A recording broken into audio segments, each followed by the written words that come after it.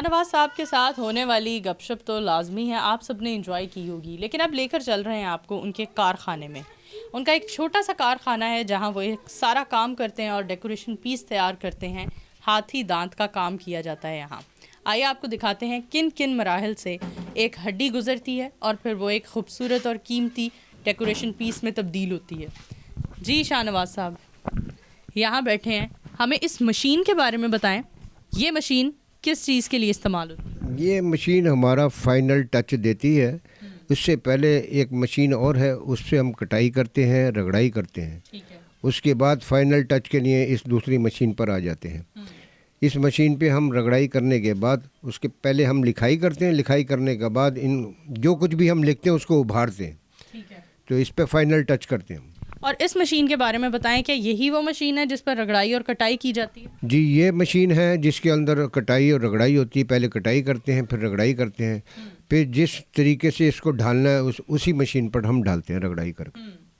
अभी ये आपके सामने जो हड्डियां मौजूद हैं, ये जो कटोरे में पड़ी हुई हैं और ज़मीन पर पड़ी हैं, इन हड्डियों ने किन प्रोसीजर से गुजरना है? बस ये इसी मरहले से गुजरती हैं। सबसे पहले कटाई होती है, उसके बाद रगड़ाई होती है। जो चीज़ हमने बनाना है उसको उसके अंदर डाल देते हैं। अच्छा, ये आपने ऊपर आयत लिखी है, कुरानी आयत। जी, ये लोहे कुरानी लिखा है मैंने।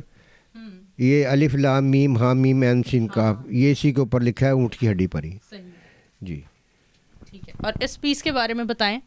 ये आपने उभार दी है, उसमें सिंपल लिखा हुआ है, इस पर उभरा हुआ है, इस पर खुरेद कर आपने लिखा है। ये मैंने पहले पेंट किया है इसके ऊपर। देखिए, ये पहले लिखाई की है, उसके बाद मैंने इसको उभारने के लिए एक औजार से अपने उभारा है।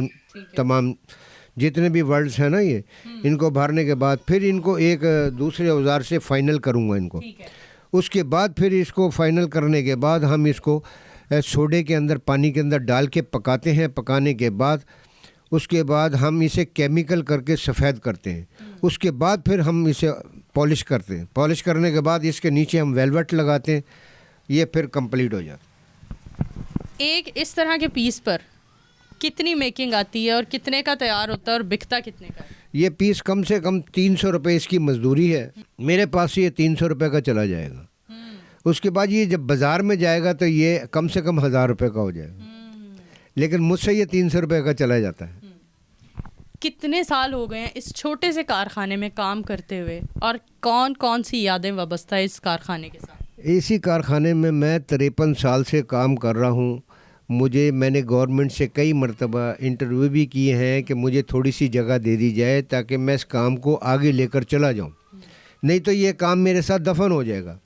मैं शागिर्द भी और बना सकता हूँ, इस काम को अरूज पर ला सकता हूँ, लेकिन कोई मेरी हेल्प नहीं करता। बिल्कुल, ये शाहनवाज साहब की इस काम के साथ मोहब्बत है और अपने काम के साथ लगाव है कि वो इस काम को बड़े पैमाने पर ले जाकर करना चाहते हैं और ख्वाहिश करते हैं कि ये काम इनकी ज़िंदगी के साथ ख़त्म ना हो, इनकी ज़ात के साथ दफन ना हो।